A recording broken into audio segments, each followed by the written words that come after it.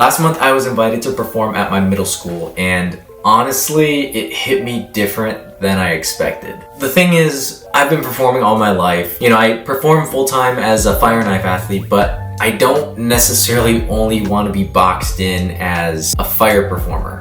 I want people to know that my story and the journey that I've been on thus far is what the value is, and the fire dancing is kind of the medium at which I present that. And while I've been doing a lot of the fire dancing, I've always wanted to be a public speaker and to be able to share my story and to inspire others in the crowd. And so kind of to push myself to do this, I felt like my middle school show would be a perfect way to kind of practice that or test that out. And I felt like I could easily connect with them because I was in their shoes, at a certain point. And how we structured this performance was it was going to be a 10-minute fire show followed by a 20-minute speech or talk with the kids to share a little bit about what I do. I feel like this performance is really, really important because it's kind of like, again, that first way for me to validate whether being able to share my story is something viable, or it's like a demo, it's like a test.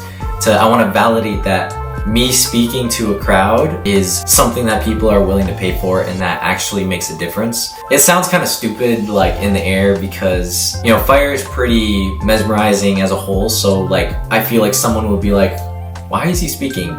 Just show me the fire, just get that out of the way. So doing this show is really important because it would lead to a lot more business that I would be really, really hoping to get. But the thing with this show is that, one, dealing with kids, so kids get kind of excited and kind of rowdy and get carried away. So when it comes to boundaries, kids don't really think about that or care too much about that. So I'm, one, needing to make sure that everyone is safe at this performance. Two, I need to come up with a talking segment that's both interactive and engaging for the students because, again, with kids, their attention span is extremely low. Their mind is all over the place and their attention is all over the place. So I want to make a show that's actually extremely engaging, where they can stay engaged, where it's interactive, like bringing them up or something and having them understand or learn a little bit about not just what I do, but why I do it. Third, I have to repeat this 3 times. So kind of after negotiating and talking with my drama teacher, she wanted the whole school to see it, but they couldn't condense everyone in a single time to see it.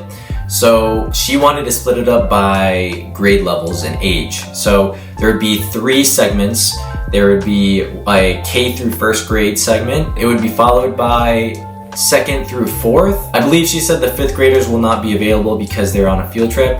And then finally it would be 6th through 8th. So I'm dealing with super little ones, 7 to 10-year-olds, I think.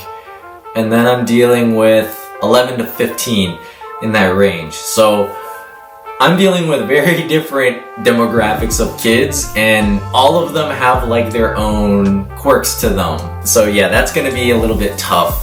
So I did my due diligence. I brought my fire extinguisher. I had cones that would create a barrier perimeter outside. Overall, I had it set up nice and well. So first priority of safety was checked off. And then it came to speaking. I had a meeting with one of my mentors who specializes in communication, and he's worked with kids a lot. And the biggest thing he was telling me is you have to make it extremely engaging because, again, attention span with kids is at an all-time low. And so the moment you lose them for good. So I had to make sure that I kept rallying the kids and keeping them engaged. My approach to speaking was asking a lot of questions to them, like raise your hand. What do you want to be when you grow up? Asking them their questions and then also having them answer those questions out loud.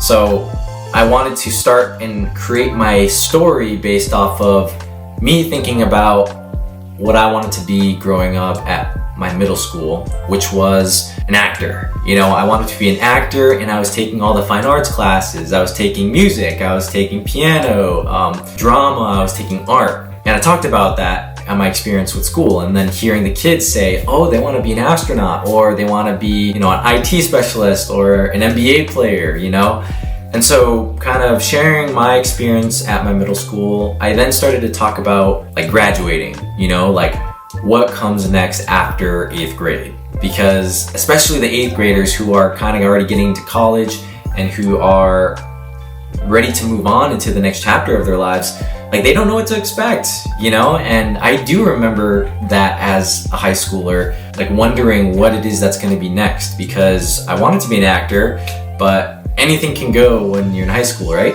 And that's exactly what happened. Like in high school, I started exploring different clubs because there were more clubs available. All these different things that I didn't have access to at my middle school, or that I just didn't really explore. And so over time, I became less interested in acting and more interested in IT and computer science. Like I started developing an interest for that, and then sharing about how I got into the fire dance and where it comes from. And so one of the moments I actually brought up one of the kids to actually show them what like a practice fire knife looks like versus the real fire knife, and getting them to understand and see the difference and what it takes to practice and what it takes to actually perform.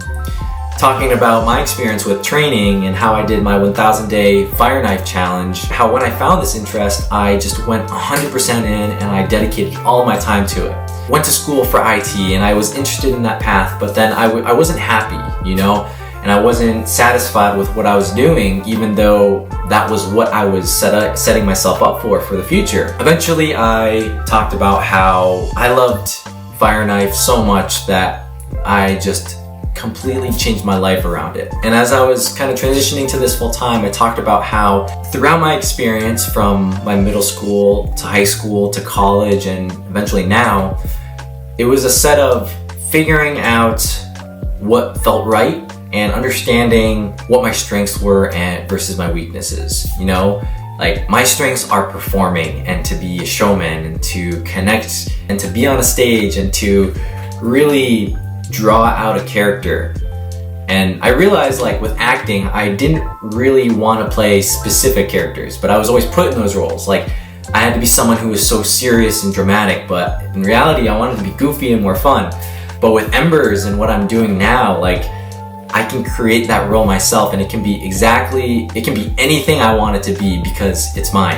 And tying my skill set from performing arts, tying the skill set that I developed from IT and understanding being analytical and technical and future focused and innovative. I can tie all of that into what I'm creating now, and rather than fitting into a mold that was kind of pre-existing or pre-expected, like I created my own mold and my own path solely based off of things that I like to do, a passion, and the opportunity to make money from it. And there was actually this moment in my speech that I felt was really powerful and that I want to share with you. You can be whatever it is that you want to be. And sometimes that'll change, and sometimes that'll stay the same. But as you grow up and as you go through Franklin and high school and wherever it is life takes you, you're going to learn your interests, you're going to learn about what you like to do, and that can be absolutely anything. All right?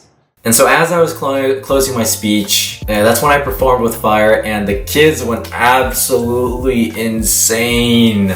These kids went ballistic with the reaction, and I was kind of expecting that, like they're kids, and most kids think fire is cool, and they don't really get to see any of this stuff, but I even did a backflip too, and they just went bananas. Like, it was so sweet to hear all of them, and so they were so excited, and after the performance, they were gathering around and they were just high-fiving me, asking me so many like questions and stuff, and you can kind of hear, like, I want you to hear this.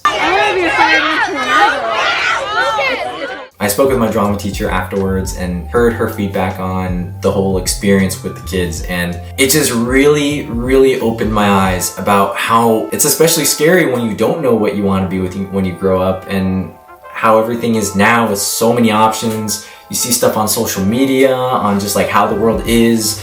Like everyone wants to be a content creator, everyone wants to do this or that. Like the world is so incredibly big, but being able to hear from someone in person right in front of you who has been in your shoes, I was told that was just something that you could not get anywhere else. And it was so heartwarming because the teachers were really pushing me to like continue to share this story. Like it needs to be shared more and it needs to be told. And it just, again, validated that feeling that I was going for. You know, it was a hunch. Like, I think I have a cool story and I love it, but do other people do, you know? And is it something that is of value to people? It's crazy how much time has passed since I was in their shoes, and it felt like yesterday. And I felt like it was so recent that I was there, and how I've experienced so many different things in high school and college and in the real world. Like, now I'm a professional fire knife athlete and I'm doing this full time, trying to make it work and kind of figuring it out as I go. And then, of course, they gave me an amazing review, and I honestly feel like this was such a successful show because I got everything that I needed out of it, but also provided something really important for the kids and the staff and the teachers too. So really, really happy with the turnout, and hoping that I get some referrals and that I can use this to start performing and speaking more about my journey, so that one, it'd be nice to make an extra stream of revenue in this way, but also to increase the impact that I'm trying to make. That was a big eye-opener for me, and I appreciate you hearing this experience of mine, and I hope you enjoyed that. Like always, be what remains, and I'll see you next time. Peace.